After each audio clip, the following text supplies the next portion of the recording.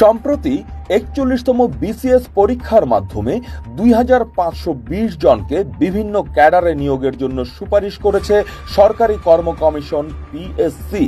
এছাড়া পদ খালি থাকা সাপেক্ষে নন ক্যাডারে নিয়োগের জন্য ৯,৮২১ জন প্রার্থীর রেজিস্ট্রেশন নম্বর প্রকাশ করেছে।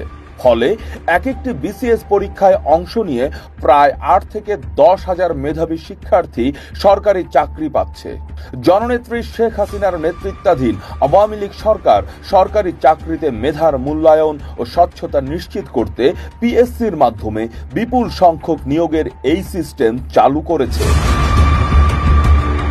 অথচ ২০০১ থেকে ২০০৬ সাল পর্যন্ত বিএনপি জামায়াত জোট সরকার ক্ষমতায় থাকার সময় পিএসসিকে ব্যবহার করে বিসিএস সহ সব নিয়োগে লাখ লাখ টাকার বিনিময়ে ব্যাপক নিয়োগ বাণিজ্য করা হয়েছে।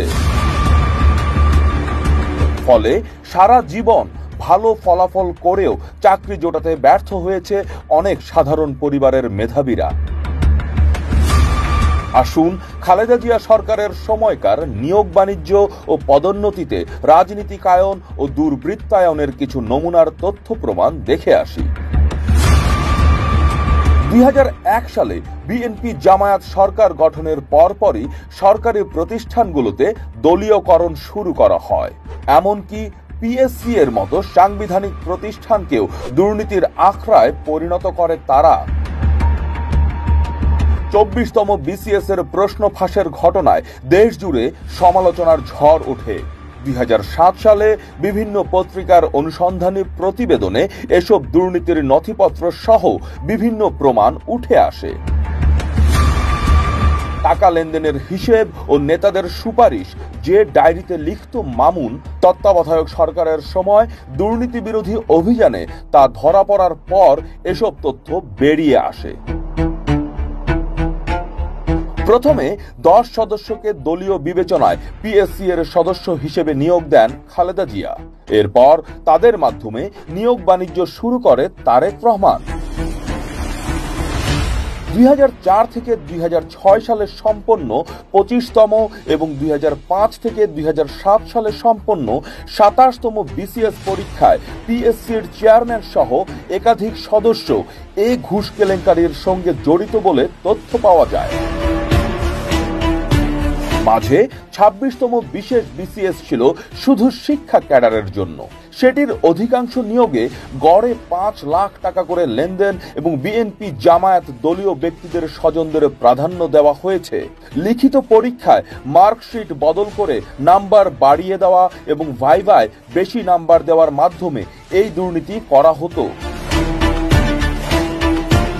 সীমাহীন দুর্নীতির কারণে ২৭তম বিসিএস পরীক্ষার ভাইবার রেজাল্টও বাতিল ঘোষণা করতে বাধ্য হয় তত্ত্বাবধায়ক সরকার।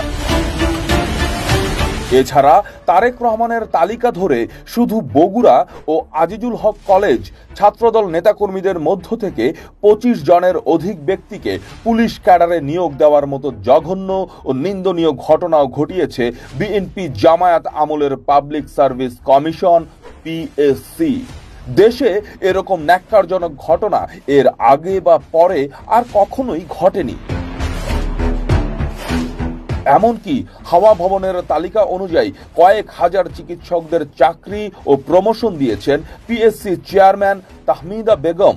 বিএনপি পন্থী চিকিৎসকদের সংগঠন ড্যাবের নেতা ডক্টর এজেড.এম জাহিদ হোসেনের মাধ্যমে হাসপাতাল, মেডিকেল কলেজ এবং স্বাস্থ্য চিকিৎসা খাতে দুর্নীতি লুটপাটে মেতে ওঠে তারেকগণ।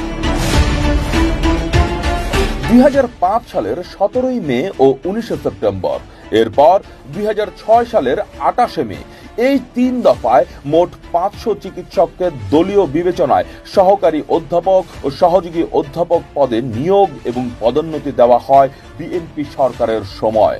এসব নিয়োগের ক্ষেত্রে বিএমডিসি নির্ধারিত যোগ্যতা, প্রয়োজনীয় অভিজ্ঞতা এবং স্বীকৃত জার্নালে প্রকাশিত প্রবন্ধ কিছুই ছিল না এদের।